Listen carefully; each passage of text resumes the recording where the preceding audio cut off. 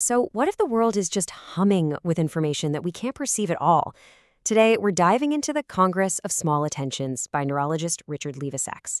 It's this incredible collection of stories that really makes you think that maybe our reality isn't just about what's out there, but about what we actually pay attention to. And this quote? This is the heart of the whole book. Now, Levisacks isn't just being poetic here. He's suggesting that the world can literally be transformed by the quality of our attention. It's a pretty radical idea, and we're about to see how it plays out through some absolutely fascinating human stories. Okay, so to get what he means, Levisacks introduces us to people whose senses are kind of tuned to a different frequency than most of us. Our first story is about a boy who could do something, well, something pretty extraordinary. He could taste things that were completely invisible. And this is where it all begins, not in some high-tech lab, but at a kitchen table. It's such a simple, completely baffling statement, right? How on earth could a radio have a taste? This is our very first clue that the world is a whole lot weirder than we think. And just look at how specific these perceptions were. An AM radio signal wasn't just a taste, it was the sharp, metallic tang of copper pennies. A microwave was like tinfoil and lemons. A cell phone signal like licking a balloon. He could even taste a storm rolling in or diagnose bad wiring by its acrid flavor. I mean, he was experiencing this whole other electromagnetic world through his tongue. Now, science, of course, has a name for this: electromagnetic gustatory synesthesia. But as Levisacks points out, just putting a label on it, saying his wires are crossed, it describes the mechanism, sure, but it doesn't get us one bit closer to understanding the incredible experience of tasting a radio wave. So Marcus's strange ability, it isn't just a medical curiosity. It's really a powerful metaphor for our own limitations. He's this living reminder that we are all swimming in that same ocean of signals, totally and completely unaware. His story really forces us to ask this pretty fundamental question, and that leads us to the next part of this whole exploration.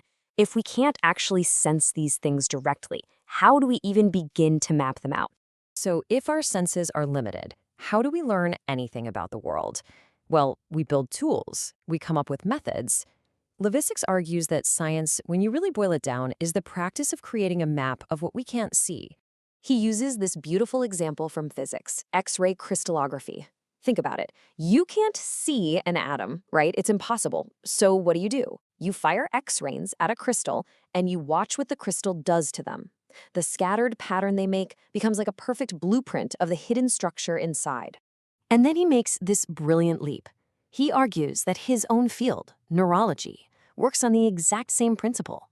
A neurologist can't see a living thought or a memory, but they can observe a patient's behavior, that's the scattering pattern, to map the hidden inner workings of their brain. But, and this is a huge but, this is where the map hits a wall. That diffraction pattern gives you the crystal's structure. Yeah, but it tells you nothing about its history. The neurological map might show you where the damage is, but it can't tell you a thing about the life that was lived or the memories that are now lost. And this limitation, it isn't just some philosophical idea. It has these profound, real-world consequences. So what happens when our neat, logical maps don't just hit a limit, but actually fail us completely? To explore this, Levisacks tells this deeply personal story about his father, Harold. Harold was a radio repairman, a man who understood the world through his hands. To him, any problem was just a system with a broken part that you could find and fix. This was basically his father's entire philosophy, the straightforward logic of repair. For him, every single problem, no matter how big or small, could be broken down, diagnosed, and ultimately solved. It was a worldview that always worked. Until one day, it didn't. After a massive stroke leaves him paralyzed and unable to speak, Harold tries to apply the only logic he has ever known to his own broken body. Lying there in a hospital bed, he gestures to his useless hand and mouths the one word he can summon: tube. He's trying to find the bad vacuum tube that needs to be replaced. And in that one heartbreaking moment, the entire logic that had defined his life just collapses. Because you can't just find and unscrew a failing part in a human brain. The map had failed him. So if our maps fail, if repair is totally impossible, then what's left for us to do? This question brings us to the book's central proposal, something Levisacks calls the work of attention. He tells the story of Evelyn, a patient with Alzheimer's, who gives this beautiful, devastating description of what's happening to her. Her memories aren't just vanishing, they are thinning, like the pattern on a piece of fabric that's just been washed too many times. As her memory of her wedding day starts to dissolve, you realize what's truly at stake. See, they had lost all the photographs in a fire decades earlier. Her memory was literally the last record of that day. When it vanished from her mind, the event itself would be gone from the world, forever. This is the big shift the book asks us to make. When you can't be the repairman, when you simply cannot fix what is broken, you can still perform this other profound act. You can be a witness. And this is exactly what Levisacks did. He sat with Evelyn, and he just asked her to tell him everything she could remember. He wrote it all down, creating a map, not to fix the dissolving territory, but to bear witness to it, to honor what was being lost. So all of these stories, Marcus tasting radio waves, the father trying to fix himself, Evelyn's thinning memories, they all lead us to this incredibly powerful conclusion.